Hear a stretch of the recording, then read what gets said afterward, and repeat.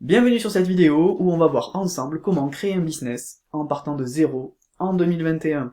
Pourquoi en 2021? Parce que c'est une année particulière. On a la Covid-19 qui est toujours là, on risque d'être reconfiné, les modes de consommation ont évolué, les habitudes de consommation ont évolué, donc il va falloir s'adapter. Donc les entrepreneurs de 2021 ne sont pas les mêmes que ceux de 2019 notamment, et ceux de 2020 même.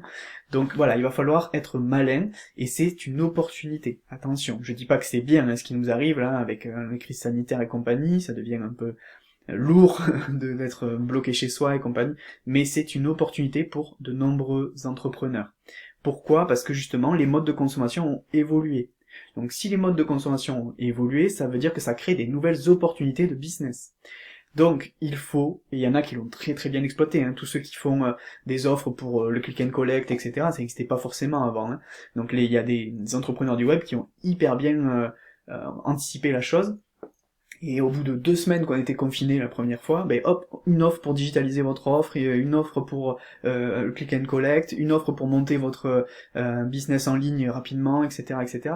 Il y a des gens qui se sont hyper bien adaptés et qui ont fait fortune. Tous les infopreneurs aussi. Alors si vous connaissez pas, vous savez pas ce que c'est un infopreneur, je vous mettrai un lien vers un article de mon blog qui parle que de ça dessous. Ce sont des gens qui vendent de l'information et des formations et voilà, des livres blancs, des choses comme ça sur Internet. Mais ces gens-là ont explosé leur chiffre d'affaires. Pourquoi? Parce que la fréquentation d'Internet a augmenté. On est bloqué chez nous. Donc qu'est-ce que font les gens? Ils vont plus sur Internet. Je crois que lors du premier confinement, c'était plus 30% de fréquentation sur Internet. Donc il faut s'adapter tout simplement. Si je veux monter un business en 2021, il va falloir que je digitalise mon business. Ça veut dire quoi, digitaliser son business? Ça veut dire qu'il va falloir penser à un volet de digitalisation, un volet web ou informatique de mon activité. J'ai pris un exemple une fois, c'était par exemple un photographe. Le photographe, il veut monter son business. S'il veut digitaliser son offre, il va falloir peut-être qu'il offre des formations pour apprendre à faire soi-même ses photos. Il va peut-être la vendre 7 euros, 10 euros, 20 euros. Ça lui permettra de gagner un peu d'argent pendant cette période compliquée. Il faut toujours réfléchir à une porte de sortie digitale pour son business. Si vous montez par exemple un restaurant, vous allez vous trouver un système de livraison, vous allez vous trouver un système de vente à emporter. Voilà, il faut réfléchir et tourner son business de façon intelligente pour passer outre toute cette situation un peu bizarre qui va, quoi qu'il arrive, changer les modes de consommation. Donc voilà, il faut pas se dire oui, mais ça va revenir dans 6 mois. Oui, effectivement, on va peut-être dans 6 mois revenir un peu dans les bars et tout ça, mais les gens vont avoir changé leurs habitudes de consommation. Donc ils vont consommer plus sur Internet, plus de vidéos, plus de web, etc. Donc il faut réfléchir 2021. Donc en 2021, votre business devra être plus digitalisé. Ça veut pas dire qu'il faut faire que du business web, attention. Ça veut juste dire qu'il faut prévoir un volet digitalisation assez important pour réussir à monter votre business. Donc une fois que ça c'est dit, donc la première étape pour monter votre business en partant de zéro, ça va être de trouver une idée d'activité. Je vous mettrai en dessous une formation que j'offre, qui est gratuite, pour trouver son idée d'activité, et ça vous permettra déjà de comprendre quel entrepreneur vous êtes, de savoir quel est votre savoir-faire, d'avoir des idées de business, et de pouvoir mélanger un peu tout ça pour trouver votre propre idée. Donc ça va être la première étape. Une fois que vous avez trouvé votre idée, il faut qu'elle dépende aussi du budget que vous voulez y mettre, de votre but, entre guillemets. Si vous voulez juste un complément de revenu, ça va pas être la même idée que si vous voulez en vivre pleinement, par exemple. Donc ça va être important aussi, en partant de zéro, de se poser ces questions-là pour partir vers le bon business. Il faut que vous ayez de préférence une plus-value à apporter aussi. Donc voilà, tout ça, c'est l'idée. Une fois que vous avez l'idée, il faut tester cette idée. Donc ça va être vraiment une partie que les entrepreneurs laissent de côté. Et on va dire que il y a à peu près la moitié des entreprises qui ne passent pas les 6 ans, tout simplement parce que le concept n'a pas été assez testé en amont. Donc ça, c'est ce qu'on appelle l'étude de marché. Donc il faut tester la concurrence, il faut apprendre à connaître son prospect cible, et il faut réussir à mélanger un peu tout ça en se disant ok, mon prospect cible, il est là, il se trouve à tel endroit, il aime faire ça, il a tel âge, il a entre tel âge et tel âge, il a telles habitudes, etc., etc. Faire un profil, ce qu'on appelle un persona de son prospect cible, prospect parfait, on va dire. Et du coup, il faut aussi analyser ses concurrents pour savoir ce qui existe sur le marché, à quel prix, qu'est-ce qu'ils utilisent comme canaux de communication, qu'est-ce qu'ils utilisent pour vendre, comment ils communiquent, comment ils parlent avec leurs prospects, etc., etc. Le secret d'un business qui peut fonctionner, c'est de réussir à trouver une niche. Mais une fois que vous avez analysé votre prospect cible, une fois que vous avez analysé les concurrents, vous allez pouvoir trouver exactement le positionnement de votre produit ou de votre service. C'est-à-dire que si vous voyez par exemple que il y a énormément de concurrents qui sont dans le luxe sur ce produit-là, mais que vous voyez qu'il y a personne sur le discount, par exemple sur votre service ou sur votre produit, vous allez certainement vous placer sur cette niche-là, entre guillemets. Donc c'est hyper intéressant de faire cette analyse pour pouvoir justement bien positionner votre produit ou votre service. Donc ça, c'est la deuxième étape. La première étape, c'est de trouver l'idée. La deuxième étape, c'est la tester et étudier le marché, donc avec une étude de marché. Vous avez après derrière le business plan qui est possible de faire. Ça, c'est souvent... Alors moi, j'aime bien faire le business, matérialiser le business model. C'est autre chose, c'est comment fonctionne votre business, sur qui vous allez devoir vous appuyer, quels sont les partenaires qui vont rentrer en compte, etc., etc. Ça, c'est un peu différent. Mais le business plan, souvent, alors moi, c'est pas bien ce que je dis, mais souvent je conseille aux gens de pas forcément le monter, le business plan, sauf si on a besoin d'un financement. D'accord? Ça évite quand même d'avoir à monter ce dossier-là qui est assez lourd, entre guillemets. C'est intéressant, hein, parce que dedans, il y a un prévisionnel, que celui-là, je vous invite à le faire, par exemple. Un prévisionnel chiffré, où vous allez dire, bon ben voilà mes rentrées d'argent, voilà ce que ça va me coûter, voilà à peu près ce que je peux espérer sur la première année, la deuxième année, la troisième année. Ça, c'est essentiel, d'accord?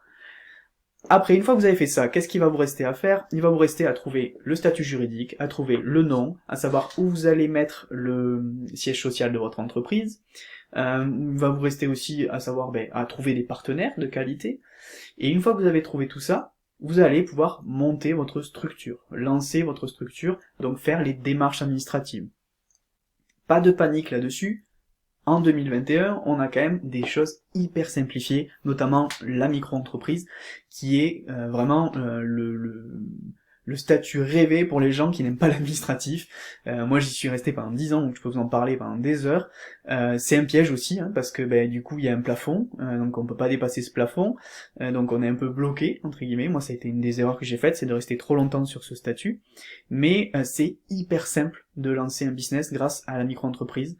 Maintenant, avec le recul, moi, ce que je conseille aux gens, c'est vraiment de s'en servir comme d'un tremplin, de se dire, ok, je teste mon idée, ou je crée un complément de revenu, c'est idéal pour un complément de revenu, mais je teste mon idée avec ce statut-là, pour pas prendre trop de risques, et si ça prend, je bascule sur un autre statut derrière.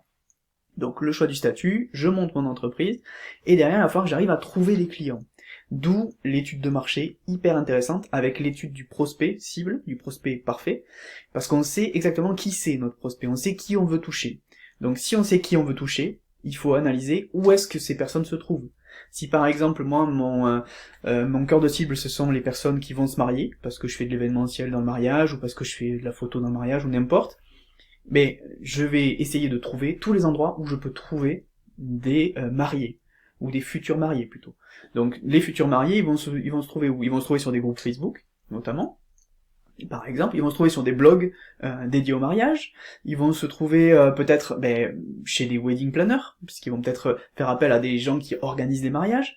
Donc du coup, tout ça, je vais contacter tout ça, je vais contacter les blogueurs, influenceurs dans l'organisation de mariage, je vais contacter les wedding planners qui peuvent peut-être recommander mes services d'événementiel ou de photographe mariage, je vais contacter, je vais rentrer sur les groupes Facebook où les gens parlent de préparation de mariage, je vais peut-être me créer un blog sur la préparation de mariage, etc., etc. Et du coup, je vais essayer d'aller toucher les gens là où ils sont. C'est essentiel. C'est pour ça que ce travail d'étude de marché n'est pas du tout inutile. Il y a beaucoup de gens qui se disent c'est inutile, je teste mon business sur le terrain, etc. Non, c'est pas inutile parce que le travail que vous avez fait de compréhension de votre prospect, il va vous aider après derrière à savoir où le toucher et comment le toucher. Parce que si vous avez bien fait votre étude du prospect, vous savez exactement quelles sont ces objections, quels sont ces blocages psychologiques qui font que, ces freins à l'achat, on appelle ça, qui font que il passe pas à l'action par exemple. Peut-être que c'est le prix, peut-être que c'est la croyance que c'est quelque chose de compliqué, peut-être que c'est parce que il y a des je sais pas, par exemple des choses qu'il a peur de pas réussir à faire, etc., etc. Donc il faut réussir à connaître tout ça, et ça c'est l'étude de marché, l'étude de votre prospect qui va vous aider. Une fois que vous savez où trouver les prospects, il faut apprendre à pitcher votre business, à pitcher votre service ou votre produit. Donc qu'est-ce que ça veut dire ça? C'est simplement se dire, ok, j'apprends à vendre comme il faut mon produit et mon service et en parler comme il faut. Par exemple, si moi je fais par exemple des sites internet, ok, je crée des sites internet, tout simplement, donc je vais arriver et je vais dire aux gens, quelqu'un va m'appeler pour un site internet et je vais lui dire bon ok, je crée des sites internet, voilà, j'essaie de faire en sorte qu'ils soient jolis, etc. Bon, la personne va me dire oui ok, super. Par contre, si je lui présente, si j'apprends à pitcher mon produit ou mon service, et que derrière je lui présente différemment, donc en ayant bossé mon pitch, c'est-à-dire que je lui dis voilà, moi je crée des sites internet de forte valeur ajoutée, qui sont beaux, qui sont bien référencés, et qui vont vous générer énormément de prospects, et du coup ça va vous changer votre business, c'est-à-dire que vous allez passer dans une autre dimension grâce à mon site internet. Et là, vous voyez, j'ai appris à pitcher mon service, qui est la création de site internet, et je l'ai présenté différemment de quelqu'un qui va juste dire, oui, bon, je fais un site internet, qu'est-ce qu'il vous faut? Non, moi j'essaie de lui apporter de la plus-value dès le pitch, dès que je me présente. Je dis voilà, moi je fais pas juste un site internet, je vais vous faire un site internet qui va avoir une grosse visibilité, qui va vous apporter des clients, qui va vous apporter de la crédibilité, qui va vous apporter... Et du coup la personne, de suite, elle va voir la différence avec les gens qui se présentent tout simplement en disant oui, je fais un petit site internet, bon je vais essayer de vous faire pas trop cher, etc. Non, moi je veux pas parler de ça, je parle de mon produit, de qu'est-ce qu'il va lui apporter, etc., etc. Une fois que j'ai appris à pitcher, donc là maintenant, il va falloir que je fasse de la prospection téléphonique ou que je fasse de la des démarches sur les réseaux sociaux. Ça marche énormément pour vraiment tous les business parce qu'il y a plusieurs réseaux sociaux, il y a LinkedIn, il y a Facebook, etc. Si je suis en B2B, je vais peut-être aller plus sur LinkedIn. Si je suis en B2C, c'est-à-dire si je m'adresse plus aux particuliers, je vais aller plus sur Facebook peut-être, ou Instagram, ou TikTok ou autre.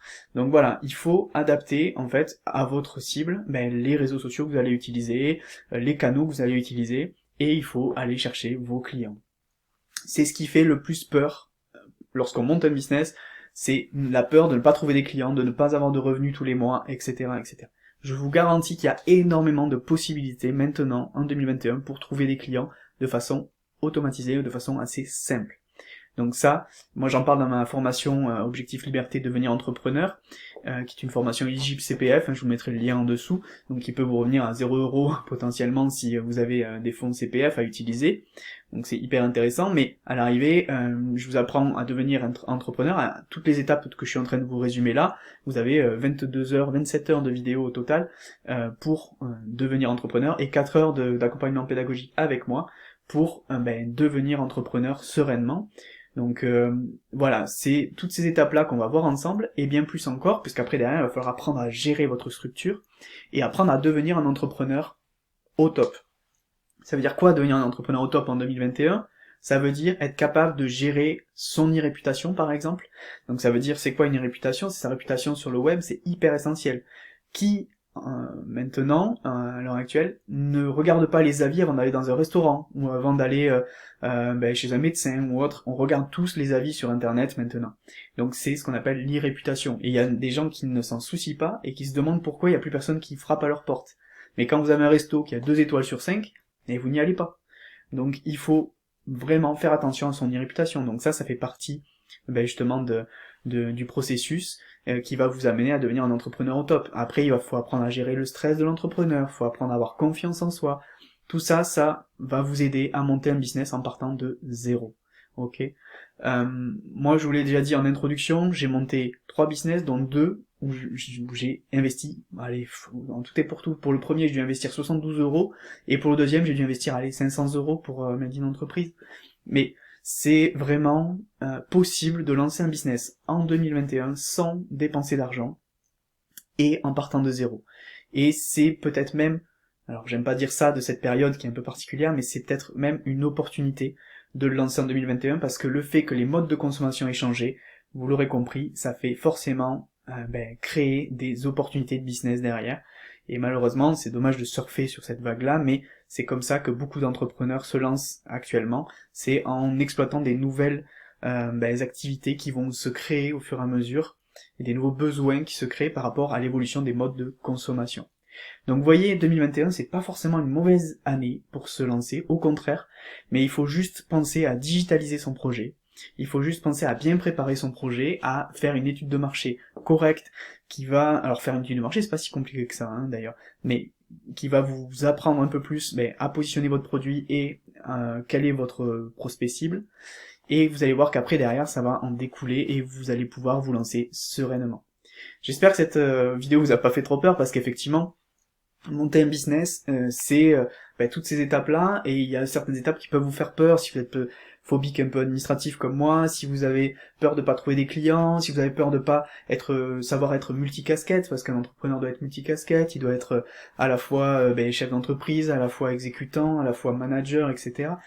Mais vous inquiétez pas, en fait, tout ça, ça s'apprend. Moi, c'est pour ça que j'ai créé Objectif Liberté, devenir entrepreneur sereinement, parce que pour moi, en fait, tout ça, ça s'apprend, et vous pouvez l'apprendre de quelqu'un qui a, comme moi par exemple, monté des business en partant de zéro, qui a perdu du temps, qui a vraiment essayé, testé beaucoup de choses, et qui va vous faire gagner du coup énormément de temps, qui va vous éviter de perdre du temps à vous, et donc de l'argent aussi, et qui va vous aider à monter un business serein en 2021.